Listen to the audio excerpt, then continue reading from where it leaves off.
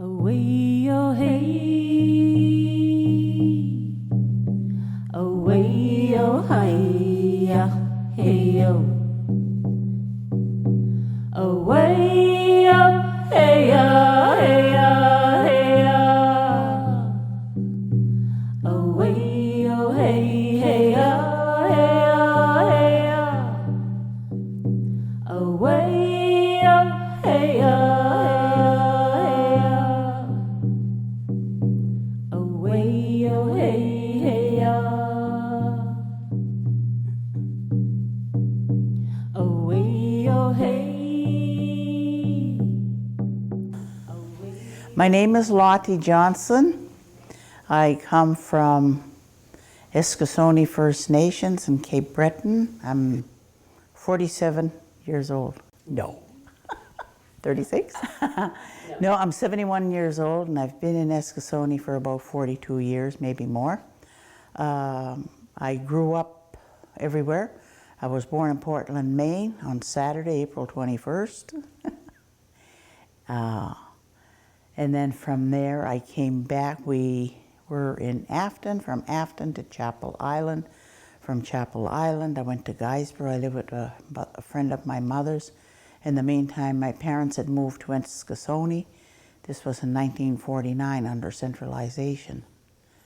So I stayed in Guysborough for a bit, came back to Eskasoni, was in Eskasoni for maybe a year or two, and I was sent to the Indian residential school in Shubenacadie, myself and my sister.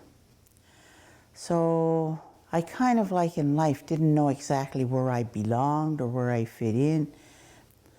And I think for a number of years I was angry. I was angry at everybody.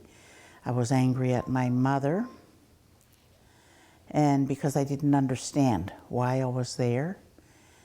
And there was 13 of us, and nine of us went to the residential school.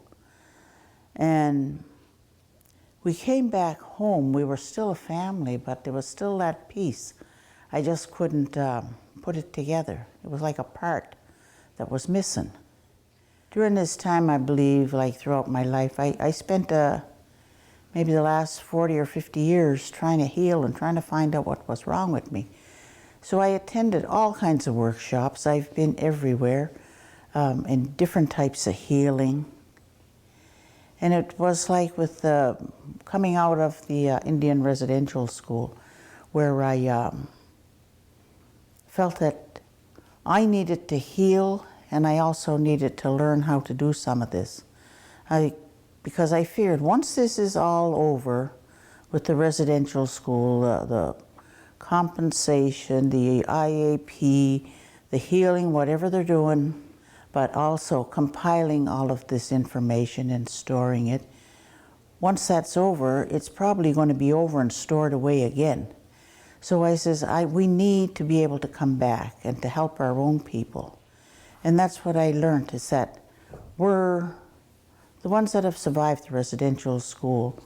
These are the people, they're the messengers that carry this message. And from the TRC, the recommendations that they had made.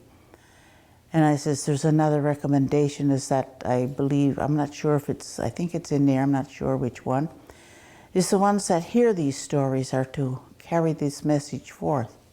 And I says, so if I have this message to deliver to the people that don't know the story, then I need to know what I'm doing, in a sense.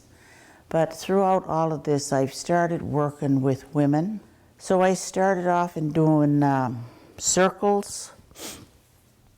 I have a women's group that it's been running now for 9 years. We just had a gathering a week ago or so. And I think one of the first workshops I done was in Listagush for survivors, and it had to do on dreams.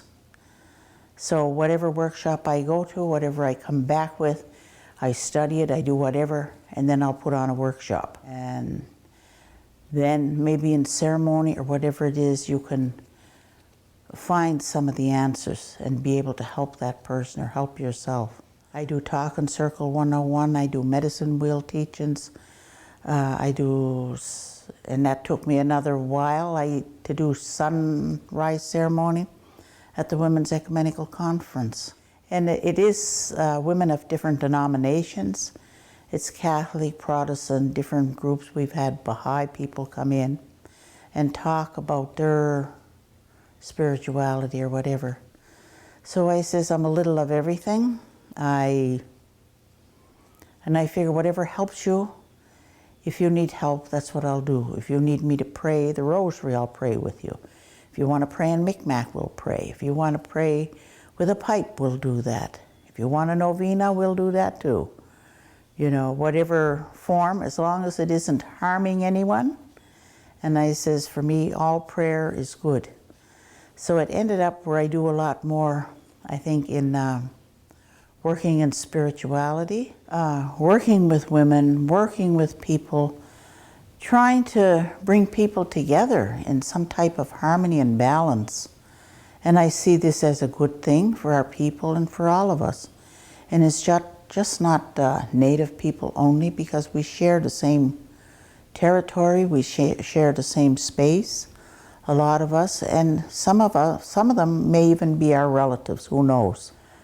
So I think it's a worthwhile project for our women and in the communities. We need something that we're going to pass on to our young people, to our children and grandchildren. A lot of us now are older. I guess there's a few young women on the group. And so these were the ones that will carry on that message. And again, it's almost like that part of that healing and reconciliation. Like we are, the residential school survivors, are the messengers, and the people that hear it again are the witnesses, and these are the people that will carry the message out, same as the young people. So that's what I believe. It's a good thing. Thank you.